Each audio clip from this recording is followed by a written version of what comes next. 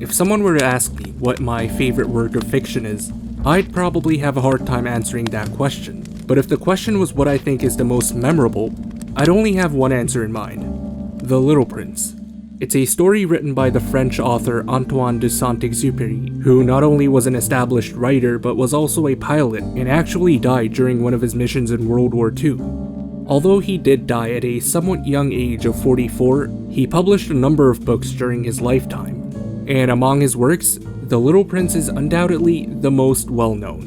The story begins with a man recalling a moment from his childhood when he read about boa constrictors and how they swallow their prey as a whole without chewing. This fascinated him and inspired him to draw this picture, which honestly looks like a cowboy hat, but according to him is a picture of a boa constrictor in the process of digesting an elephant. He then showed the picture to the adults around him, but understandably, everyone called it a hat. This incident made him give up his dreams of becoming an artist, making him opt for a more realistic goal of becoming a pilot instead. He did, however, keep the drawing, and tells us that he uses it to test people to see if they're creative enough to figure out what the drawing really means. He then goes on to tell us that, so far, only one person managed to do it, during a strange incident that happened 6 years ago.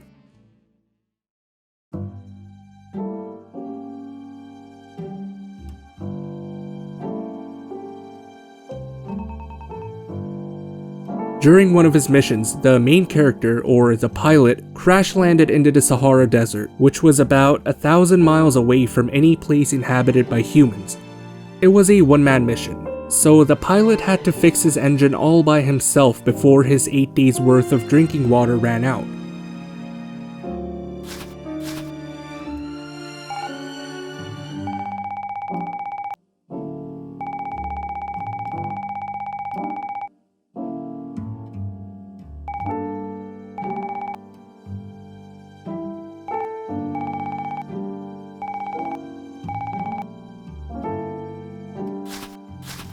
After regaining his composure, he started to feel extremely tired, probably because of all that's happened, so he decided to sleep for the day and start fixing the engine tomorrow.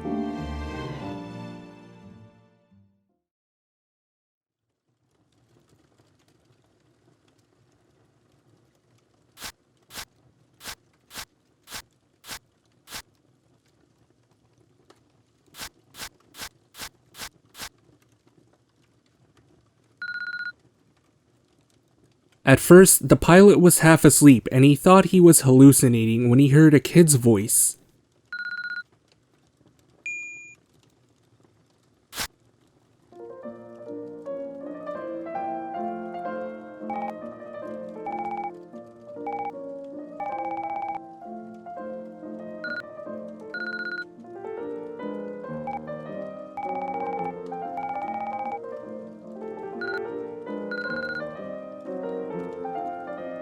No matter how many times the pilot asked the kid what he was doing, he continued ignoring the pilot's questions and instead kept asking him to draw a sheep.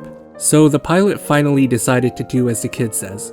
But he still wasn't confident in his drawing skills, so instead he drew the only thing he knew how to draw, which was this picture. He showed the drawing to the kid, expecting him to call it a hat or something like everybody else did, but something unexpected happened.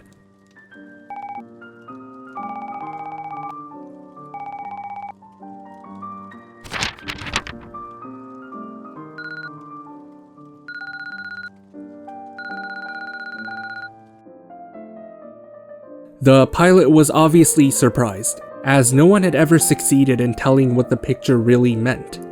He felt like there was something special about the kid, so he decided to draw him the sheep he seemed to really want, and ended up with this masterpiece.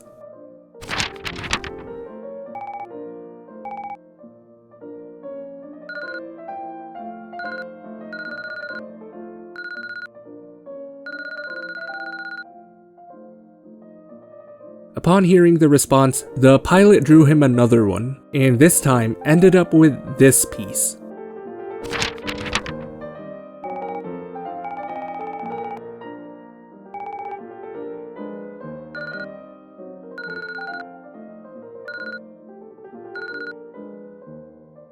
The kid still wasn't satisfied, so the pilot drew him another one, this time making sure to remove the horns, and he ended up with this picture.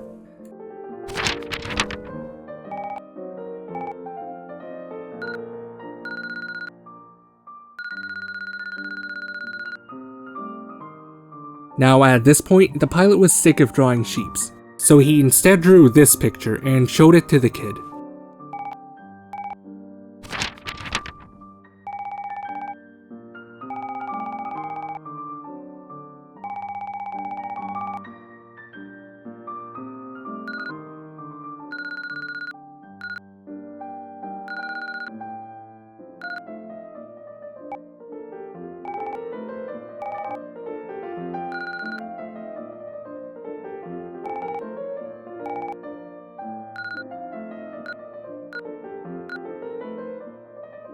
The pilot obviously had a lot of questions about this, so he asked the prince where he was from, but the prince ignored him as he was still staring at the picture he just got.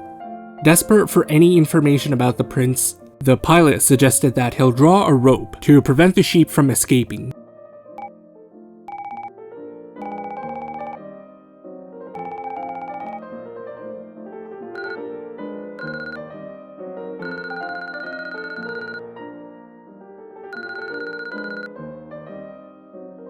Upon hearing this, the pilot was just as confused as we are right now.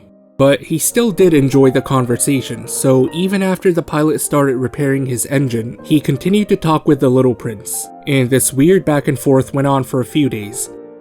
The little prince still didn't talk much about himself though, but the pilot remained patient, and finally, on the 5th day, the little prince started to be a bit more open about his past and how he got to Earth.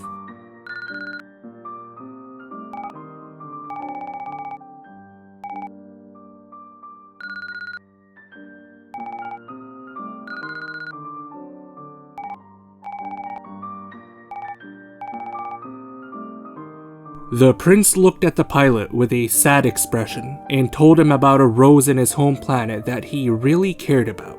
And as the prince explains what the rose meant to him, we finally find out where exactly he is from and how he got to planet Earth.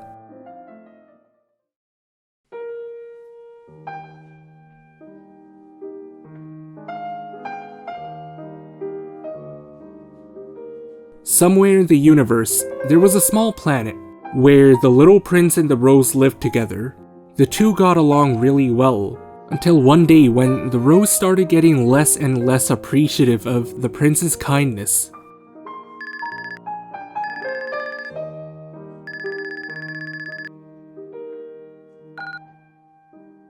This went on for some time until eventually the two ended up fighting and started to ignore each other for a very long time.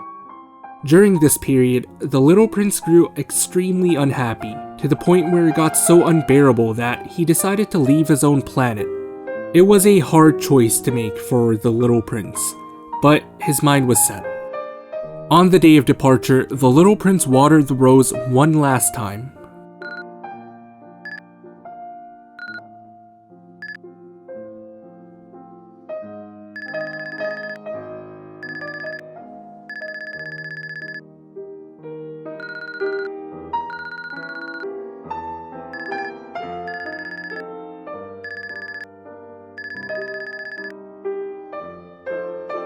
With the final push from the rose, he made up his mind and began his journey. The prince's planet happened to be in the vicinity of a number of asteroids, so he picked the nearest one for his first destination, which happened to be this strange planet inhabited by one king and literally no one else. Upon arrival, the king rejoiced in happiness.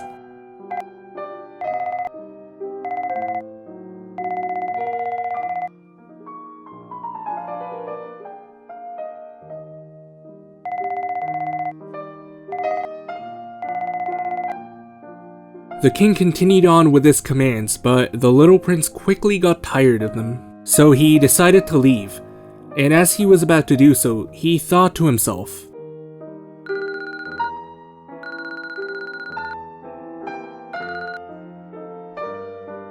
on the second planet, he found a vain man who was completely obsessed with receiving praise, As soon as he saw the little prince, the man immediately assumed he must be one of his avid fans.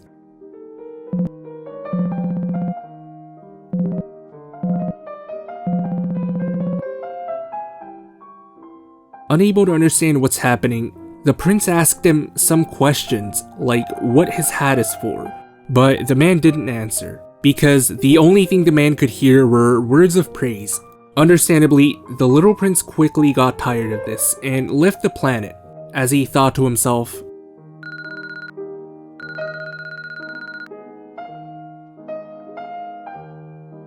on the third planet, there was a drunk man, sitting down drinking with a bunch of empty bottles around him.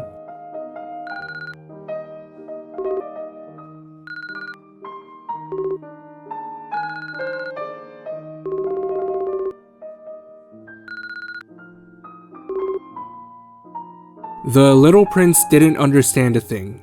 Why would he keep drinking if that's what's bothering him? Am I right? He thought to himself.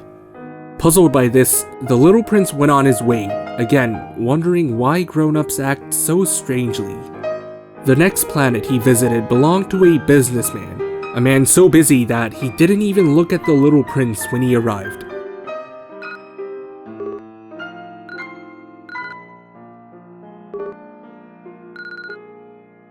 Every time the little prince spoke to the businessman, he kept getting ignored, but after getting pestered for a while, the man finally spoke.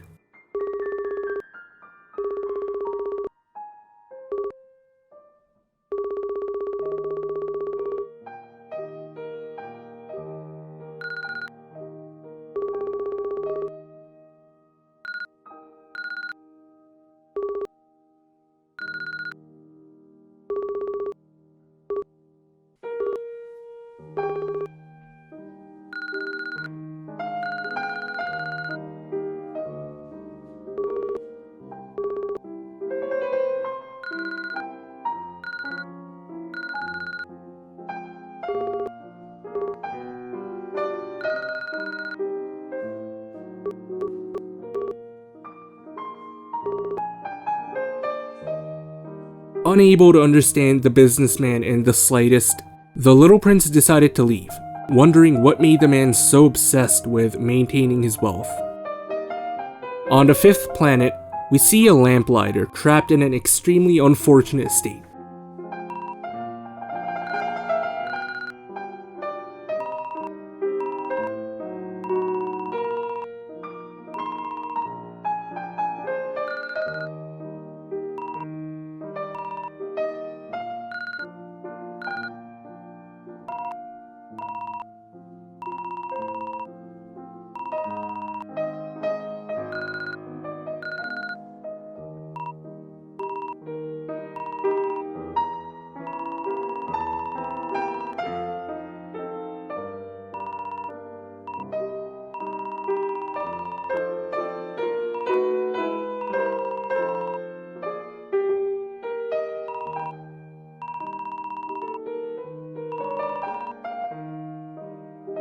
The prince wondered for a while if there was anything he could do to help the man, but none of his ideas seemed like they could work.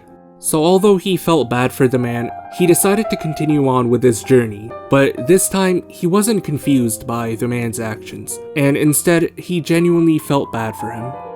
The sixth planet was the biggest of them all.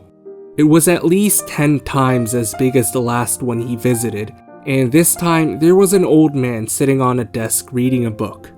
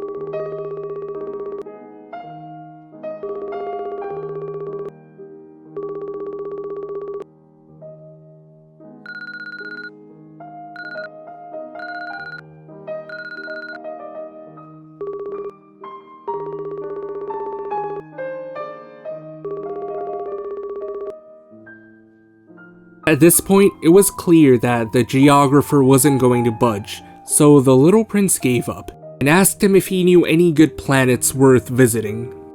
After thinking for a while, the geographer finally gave an answer.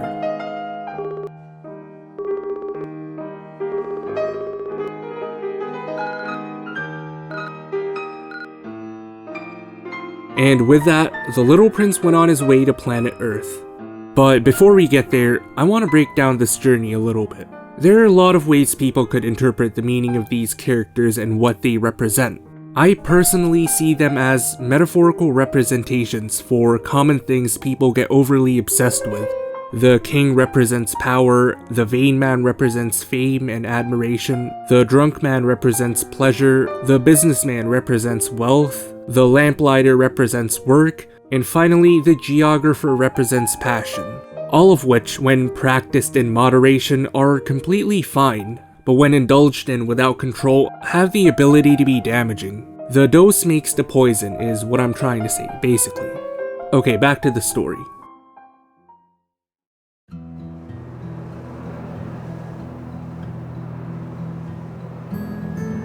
After a somewhat long journey, the little prince finally arrived on Earth and landed in the Sahara Desert. He walked around for a while, wondering why there wasn't a single person in such a massive place.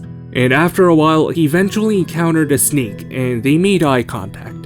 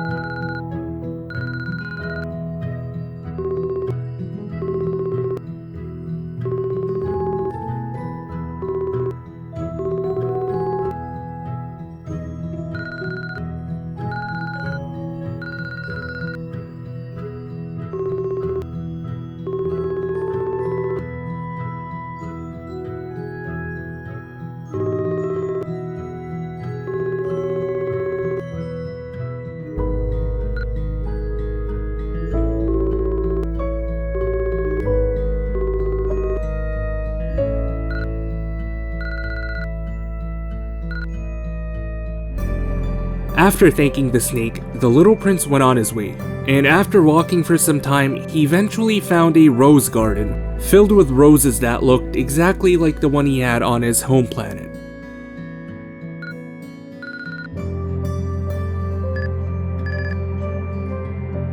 After seeing the roses, the little prince was surprised, but at the same time was also devastated, as the rose in his home planet had told him that she was special, that she was the only rose in existence, and he believed it.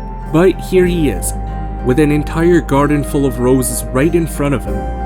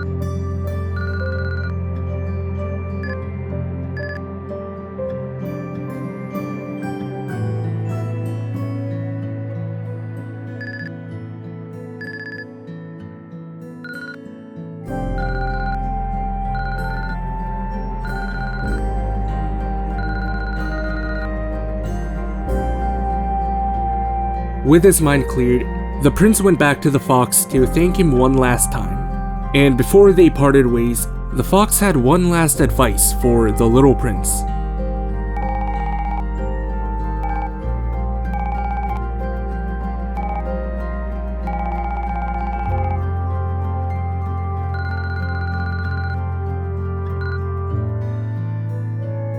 And this concludes the Little Prince's flashback. I think this is the core message that Saint-Exupéry tried to convey through the story. In the previous scene, we saw this sentiment being applied to a rose, a possible metaphor for a significant other. But the message isn't just applicable to living things, as I found it being applied to a non-living thing later on in the story, albeit in a more subtle way. So try to see if you can find it.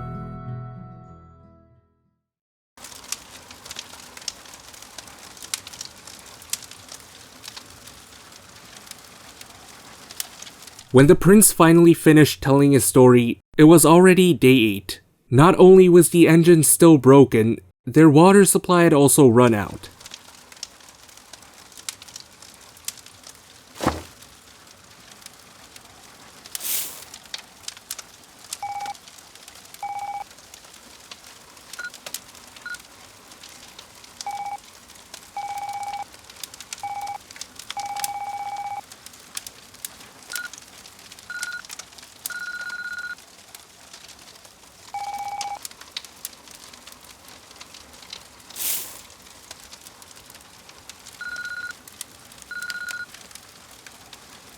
With no other choice left, the pilot decided to follow the prince, and after a long walk, to his surprise, they managed to find a well.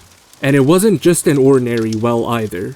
Everything from the bucket, the pulley, and the rope was fully ready to be used. As weird as it was, they were way too thirsty to bother. The pilot immediately got the pulley working and the two drank all the water they needed.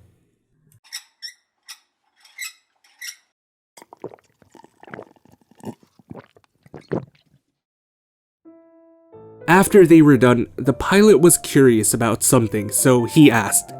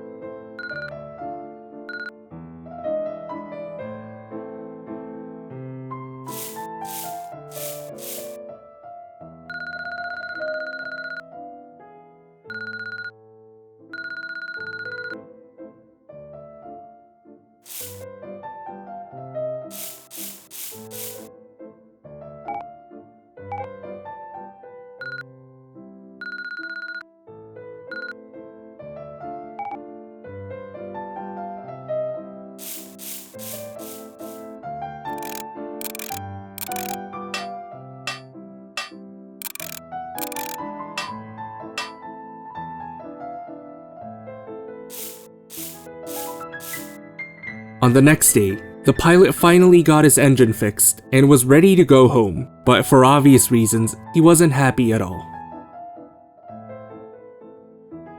It was starting to get dark, and after some time trying his best to restrain himself, he broke the promise and went to see the little prince.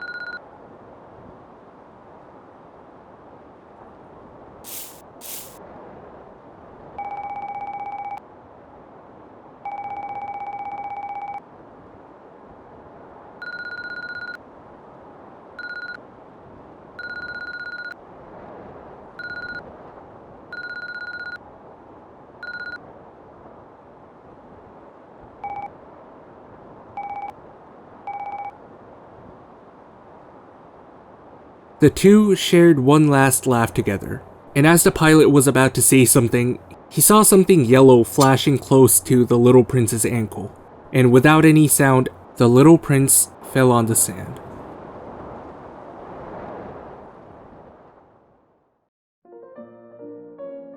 It's been 6 years now, and the pilot reassures us that he's sure the little prince made it safely back home, as his body was missing when he went there the next day. He then shows us this picture, depicting a place he describes as the most beautiful, but at the same time, the saddest place he knows. He then encourages any of us that are planning to go to the African desert to try and see if we can find this place, and reminds us to notify him immediately if we find a kid with golden hair who never answers your questions, to let him know that the little prince has finally returned.